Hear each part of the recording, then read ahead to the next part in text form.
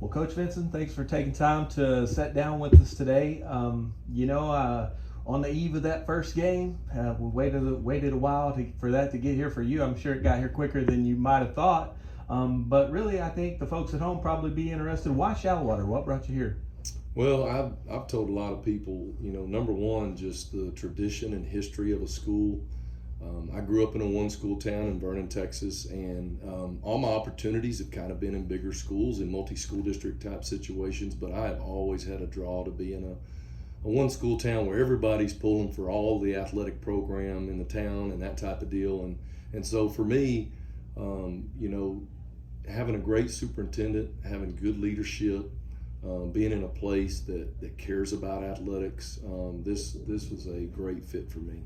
Well, we're certainly glad that you chose us and that you're here. One of the things I think that's unique about it, you kind of came in late. Has it been a mad dash to get everything ready to go for tonight? Yes, sir. I've never been, either as a coordinator or a head coach, I've never come into a situation this late. So there was a learning curve for me, big time. And I had to learn that all the things that I was able to do at a previous job in February, you don't get to do those things. You've got to focus on the things that are going to move the needle right now and try to get your offense and defense installed, your special teams.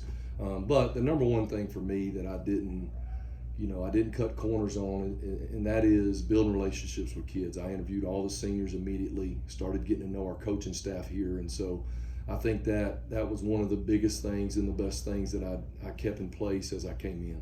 So having gotten the opportunity to kind of get to know some of these kids, what are the folks, what should we expect to see from this group? How are they going to be out there on the field? I feel like, here's what I feel like and I know about these kids, just from a short amount of time. We're going to put kids out there that everybody's going to be proud of. They will play extremely hard.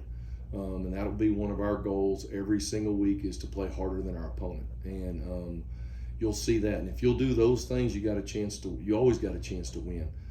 You can tell that the chemistry and the heart of these kids, you can tell that they've got something special. And that's something that inspires people when they come to a football game, kids that'll play that hard for each other.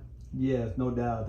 That's the name of the game in football for sure. I know you had a little bit of chance through scrimmages and different things to get ready for the opponents. What's Abernathy? What kind of tests are they going to give us? Ranked number 6 in the state in their division, they will give us a great test. One of the things, they're different than our last 2 scrimmages. We've been having to face 3-back and 2-back offense, under center, downhill run game. Which was good for us. I mean, that's always a good test for your defense, that type of deal.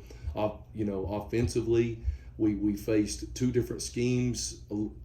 They're similar but different schemes for our offense the last 2 weeks, and now we get a third different scheme against Abernathy. So that's a test too, because our guys, of course we've started on that scheme back in training camp because we knew we now had the Abernathy situation coming. But it'll be a great test for us too, because they like to do things in space, and they've got some skilled players. They've got 3 or 4 guys on offense that can really get in your secondary quick, and so it'll be a great test for us to see how well we can tackle in space. We're going to face that down the road. We're going to have to be able to stop those type of people. And then defensively, they fly around the ball out of that 3-3 stack, and this won't be the last time we see a 3-3 stack too. So it's important that we learn how to block that and find the holes in that defense also. Well, outstanding opportunity for the Mustangs here on opening night. I know coaches don't like to look too far ahead of the task at hand, but at the beginning of the season, everybody always wants to know what the team's goals are, what we're going to do. You got a tough non-district slate. The district, and obviously one that the Mustangs feel like they've got a real chance to be competitive in, having won it the year before, and then Class 3A, always a tough road in Region 1. So what is the overall goal for the Mustangs? What are we trying to accomplish this year? Well, I think of course, people always ask me how we're going to do. Of course, I tell them we're going to win every game. Right. And then if you lose one, you go, I'm going to win the rest of them. So that's kind of how I approach every week. Right. I believe we're going to win all of them. And your kids, you get them in that mindset. But the way you do that, and I've been in districts that were overwhelming, or I had a non-district that was overwhelming, or a playoff game that was a little overwhelming, depending on the team you're playing. Right. And the best way I know to handle those situations is to really focus on being 1-0. Okay, so we have to be 1-0 this week. We have to focus on how good we can be. How well do we execute? How well do we tackle?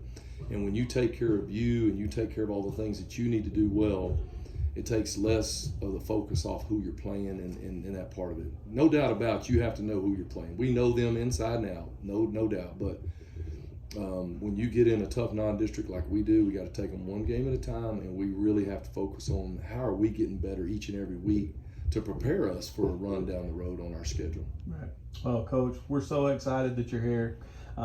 Good luck tonight. Thanks for taking some time to sit down with us. I'm excited to be here and can't be thankful enough for this community, and excited about our Mustangs and Phillies. Good luck, man. Thank you. You bet.